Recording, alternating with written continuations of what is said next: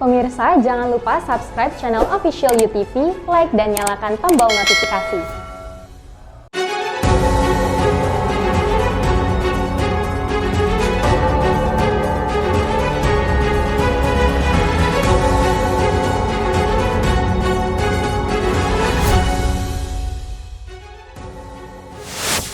Puluhan pencari kerja di Batam, Kepulauan Riau mendatangi Polsek Seibeduk melaporkan kasus penipuan yang menimpa mereka.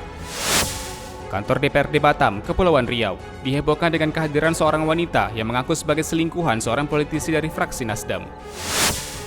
Saipul Jamil dinyatakan bebas dari penjara setelah menjalani hukuman selama 5 tahun 7 bulan. Keluarnya Saipul Jamil menghadirkan kehebohan tersendiri di kalangan warganet. Halo pemirsa, kita berjumpa dalam program U-News. Program ini memberikan informasi bermakna kepada Anda mengenai sejumlah peristiwa menarik di tanah air. Bersama saya, Fahrian Bahri, dan inilah U-News selengkapnya. Saudara, Kementerian Kesehatan dan Badan Pengawas Keuangan dan Pembangunan (BPKP) menyepakati tarif baru untuk pemeriksaan COVID-19 dengan metode tes usap antigen. Kementerian Kesehatan dan BPKP menetapkan penurunan harga untuk tes usap antigen di wilayah Jawa dan luar Jawa. Dari penetapan harga tersebut, diketahui tes usap antigen untuk wilayah Jawa dipatok menjadi Rp99.000 sebagai harga tertingginya. Sementara harga tertinggi untuk wilayah luar Jawa dipatok senilai Rp109.000. Direktur Jenderal Pelayanan Kesehatan Kemenkes Abdul Qadir dalam konferensi pers Rabu 1 September mengatakan, keputusan penurunan tarif diambil setelah dilakukan evaluasi terhadap biaya pengambilan dan pemeriksaan tes cepat antigen.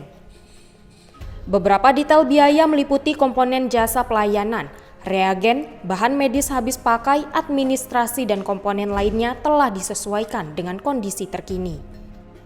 Dari hasil evaluasi, kami sepakati bahwa batas tarif tertinggi pemeriksaan rapid diagnostic antigen diturunkan menjadi Rp99.000 untuk daerah Jawa dan Bali, serta sebesar Rp109.000 untuk luar Pulau Jawa dan Bali. Dengan ditetapkannya keputusan terbaru ini, Qadir meminta semua vaskes dapat segera mematuhi batas dari harga tertinggi tes antigen tersebut. Dari Jakarta, Kantor Berita Antara, UTV, mengabarkan. Pemirsa, Badan Pusat Statistik melaporkan adanya penurunan kunjungan turis asing yang masuk ke Indonesia pada tahun ini dibandingkan tahun sebelumnya. Lebih dari 930.000 wisatawan mancanegara mengunjungi Indonesia sejak Januari hingga Juli 2021. Namun jumlah ini menunjukkan penurunan 71,42% dibandingkan dengan periode yang sama di tahun 2020. Berdasarkan data yang dihimpun Badan Pusat Statistik, sebagian besar wisatawan mancanegara yang bersiar di wilayah Indonesia didominasi oleh wisatawan yang berasal dari negara tetangga. Deputi Bidang Statistik Distribusi dan Jasa (BPS) Setianto menerangkan, pada Juli 2021 tercatat 139.000 wisman yang datang ke Indonesia. Dan sebanyak 55,2% berasal dari Timor Leste. Sementara wisatawan dari Malaysia penyumbang angka terbanyak kedua sebesar 32,4%. Sedangkan dari Tiongkok sebesar 2,3%. Adapun wisman dari negara lainnya menyumbang angka 10,2%. Jika dibandingkan dengan jumlah wisman pada Juli tahun lalu, pada Juli 2021, angka kunjungan wisman menurun 10,77%. Menurunnya angka kedatangan wisman serta penerapan kebijakan PPKM juga berdampak pada penurunan tingkat hunian kamar di sejumlah hotel. Tingkat penghunian kamar ini tidak melulu terkait dengan wisman yang menginap di berbagai hotel di Indonesia, namun termasuk juga wisatawan domestik. Di sini terlihat bahwa di bulan Juli 2021 terjadi penurunan sebesar 16,17 poin. Dari Jakarta, Kantor Berita Antara, UTV mengabarkan. Pemirsa, ribuan calon pegawai negeri sipil Tanjung Pinang mengikuti tes tertulis yang akan diselenggarakan di kantor Badan Kepegawaian dan Pengembangan Sumber Daya Manusia Tanjung Pinang pada 25 September mendatang. Selama tes tertulis berlangsung, seluruh pelamar diwajibkan menerapkan prokes yang ketat. Kepala BPSDM Kota Tanjung Pinang, Raja Khairani mengatakan, ribuan CPNS itu terdiri dari calon pegawai negeri sipil murni dan juga pegawai pemerintah dengan perjanjian kerja atau P3K. Ujian tertulis akan berlangsung selama kurang lebih 16 hari dari hari pertama pembukaan. Raja Khairani menambahkan, para calon pegawai negeri sipil diwajibkan membawa sejumlah persyaratan yang sudah ditentukan, seperti identitas diri, surat deklarasi, serta hasil registrasi dan persyaratan lainnya. Itu yang paling penting ini rapid antigennya, apakah itu PCR-nya atau antigen. Kalau antigen kan berlakunya 1 kali 24 jam, sedangkan PCR itu berlakunya 2 kali 24 jam. Para calon peserta ujian pun diwajibkan membawa 2 jenis masker, yakni masker medis dan non-medis. Sementara itu, di Batam, Kepulauan Riau, pembukaan ujian tertulis telah dimulai. Sebanyak 5.713 orang yang lolos administrasi siap berkompetisi memperebutkan 295 formasi yang ada di Kota Batam. Wakil Wali Kota Batam, Amsakar Ahmad, mengingatkan seluruh pelamar untuk tidak mempercayai pihak-pihak yang menjanjikan kelulusan. Untuk melihat kompetensi dari anak-anak yang sudah mendaftar. Dan di sini akan tergambar seperti apa karakternya, seperti apa potensi akademiknya, dan berbagai indikator lain yang tersedia di dalam soal itu. Yang saya mau sampaikan, alhamdulillah penyelenggaraannya berdasarkan pemeriksaan yang kami lakukan hari ini terselenggara dengan baik di kantor BKN dalam Kota Batam ini. Kemudian pesertanya ada yang mendaftar 7.983. Dalam pelaksanaannya, agar tidak menyebabkan klaster baru COVID-19, pemerintah Kota Batam akan menggratiskan biaya swab antigen. Juga memberikan gratis kepada adik-adik kita ini, tidak dipungut biaya untuk tes antigen. Dia dipersyaratkan, tetapi khusus di Kota Batam. Dari Batam dan Tanjung Pinang, Muhammad Khairuddin, NST Pedro, UTV mengabarkan. Pemirsa, puluhan pencari kerja di Batam, Kepulauan Riau mendatangi Polsek Sei Beduk melaporkan kasus penipuan yang menimpa mereka. Puluhan pekerja dijanjikan akan dibantu mendapatkan pekerjaan di PT HLN Muka Kuning Batam, Kepulauan Riau. Dengan iming-iming tersebut, calo gadungan yang mengaku sebagai orang dalam perusahaan ini meminta jasanya dibayarkan senilai Rp1.500.000 per orang. Pelaku penipuan yang diketahui bernama Dani mengaku sebagai asisten HRD perusahaan tersebut. Para korban menunggu selama 1 bulan dengan janji akan dihubungi pihak perusahaan untuk mendapatkan pengumuman penerimaan kerja. Akan tetapi kabar yang ditunggu tak kunjung datang. Hal ini lantas membuat puluhan korban penipuan sepakat untuk melaporkan pelaku kepada pihak berwajib pada Kamis 2 September. Simon, salah satu korban penipuan, mengatakan dirinya dijanjikan bekerja di PT HLN dengan syarat membayarkan uang sejumlah Rp1.500.000. Sementara rekan Simon juga menjadi korban penipuan dengan membayarkan uang sejumlah Rp2.500.000. Ia mengaku mengenal pelaku dari sesama teman pencari kerja dan mulai berkomunikasi dengan pelaku sejak 1 bulan terakhir.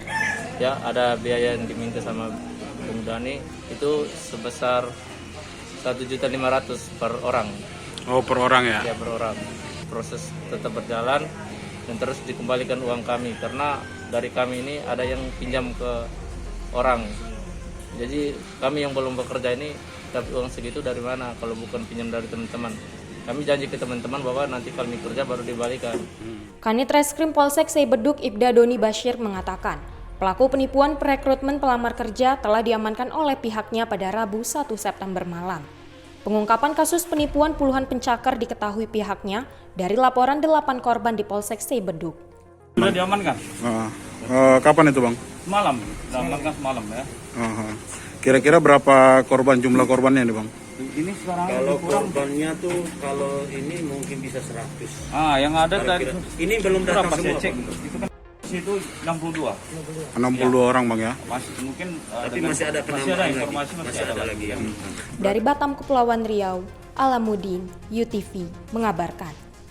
Saudara, pemerintah Kota Batam mempersiapkan data anak yatim piatu yang kehilangan orang tuanya karena terpapar COVID-19 guna mendapatkan bantuan dari Kementerian Sosial. Pemerintah Kota Batam tengah merangkum data anak-anak yatim dan piatu yang terdampak COVID-19. Wakil Wali Kota Batam, Amsakar Ahmad, menuturkan pendataan ini merupakan permintaan langsung dari Kementerian Sosial guna memberikan sejumlah bantuan kepada anak-anak tersebut. Dan tim kami sudah memfollow up ke bawah, mengkoordinasikan dengan camat dan lurah, dan sekarang sedang dilakukan proses pendataan. Saya juga mengarahkan kepada mereka agar untuk supaya cepat data-data itu dikejar. Menurut Amsakar, Kemensos belum memberikan penekanan pada bentuk bantuan yang akan diberikan. Hanya saja, perolehan data anak yatim piatu terdampak COVID-19 harus segera Pemkot Batam rampungkan. Surat Kementerian Sosial itu tidak memberikan penekanan jenis bantuan yang akan diberikan, tetapi fokusnya kepada pendataan dulu. Perkiraan kami nanti anak-anak ini akan dimasukkan dalam data DTKS. Dari Batam, Kepulauan Riau, Engesti Pedro, UTV mengabarkan. Pemirsa, kantor DPRD Batam, Kepulauan Riau dihebohkan dengan kehadiran seorang wanita yang mengaku sebagai selingkuhan seorang politisi dari fraksi Nasdem. DPRD Kota Batam, Kepulauan Riau dikejutkan dengan kehadiran Caroline yang mengaku sebagai selingkuhan politisi fraksi Nasdem berinisial AT. Kedatangannya merupakan upaya Caroline untuk mempertanyakan kejelasan hubungan dirinya dengan AT. Ia meminta pertanggungjawaban AT yang menurutnya telah berjanji untuk menikahinya setelah menjalani hubungan selama 2 tahun belakangan. Kedatangannya ke Badan Kehormatan DPRD Batam merupakan saran dari pihak kerabat dan keluarga guna meminta pertanggungjawaban AT. Yang terhormat. Tuntutan ibu berupa apa aja? Ya, tanggung jawab lahir dan batin. Termasuk dinafkahin dan dinikahin gitu. Oh ya iyalah. Iya kan? Karena kan bukan, maaf ya, bukan perempuan penghibur satu malam kan? Kita kan udah 2 tahun. Ya. Nah, udah 2 tahun, bapaknya di mana? Kok pergi sembunyi? Kan udah jelas, kayaknya di Facebook itu udah jelas juga. Kedatangan Caroline direspon langsung oleh AT melalui sambungan telepon. AT menyebut dirinya adalah korban atas tindakan yang dilakukan oleh Caroline. Ia mengaku telah diperas oleh wanita tersebut. Ia memastikan tak pernah menjanjikan apapun kepada Caroline. Bahkan ia membantah adanya pernyataan Caroline yang menyebut keduanya telah menjalin hubungan selama 2 tahun belakangan. Aku tak tahu apa maksud dia. Nah, dia meminta apa ke sana? Ini masalah pribadi. Kalau masalah pribadi ngapain dia ke sana, itu aja. Nah, kalau dia minta duit, kalau dikasih kayak gitu, macam-macam buat di Facebook. Seperti itu, Pak. Nah, kalau ini urusan moral, emang dia sudah bermoral dengan mengumbar-umbar di Facebook. Ini kalau kembali ke moral ya, apa dia sudah bermoral mengumbar di Facebook? Berarti ada tujuan lain dari apa yang dilakukan kan? Oke, Pak.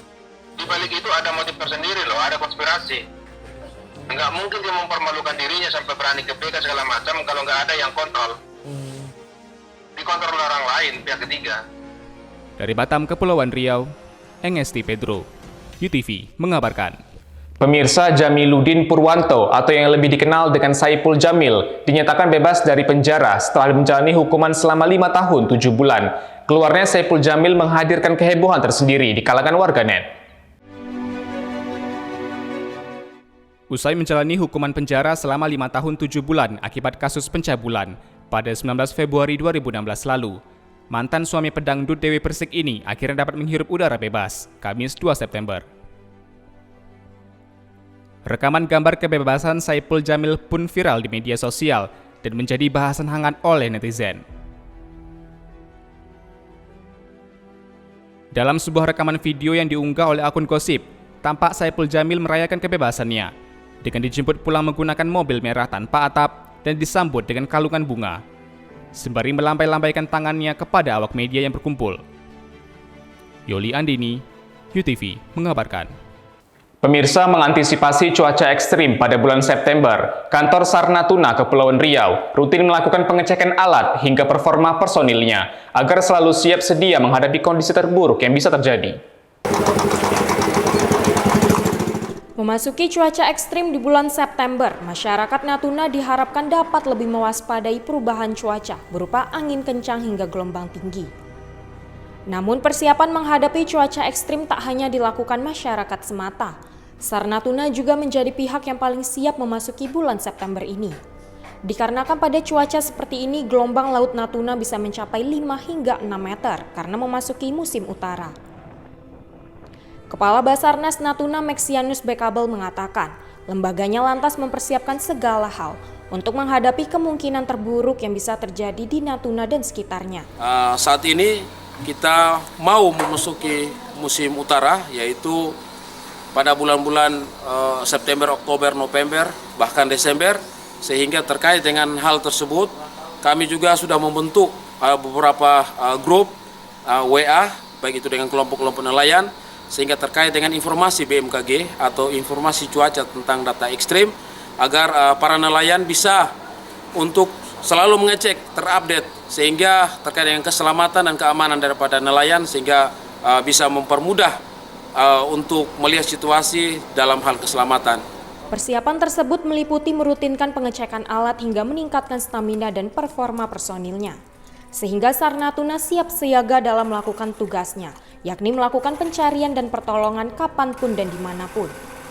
Meksianus juga mengatakan, kegiatan ini rutin dilakukan oleh pihaknya sebab menyangkut keselamatan para anggotanya ketika mengevakuasi korban. Untuk kesiapan memasuki musim utara, jadi kami menyiapkan seluruh perlengkapan terkait dengan alat keselamatan, baik itu terkait dengan akomodasi air, yaitu rubber boat, dengan selalu memperhatikan mesinnya dan peralatan rubber boat maupun peralatan yang ada di atas kapal KN SAR Sasikirana. Dari Natuna Kepulauan Riau, Muhammad Nurman, UTV, mengabarkan. Terima kasih telah menyaksikan informasi yang kami sajikan. Tetap saksikan News selanjutnya. Salam sehat, sampai jumpa.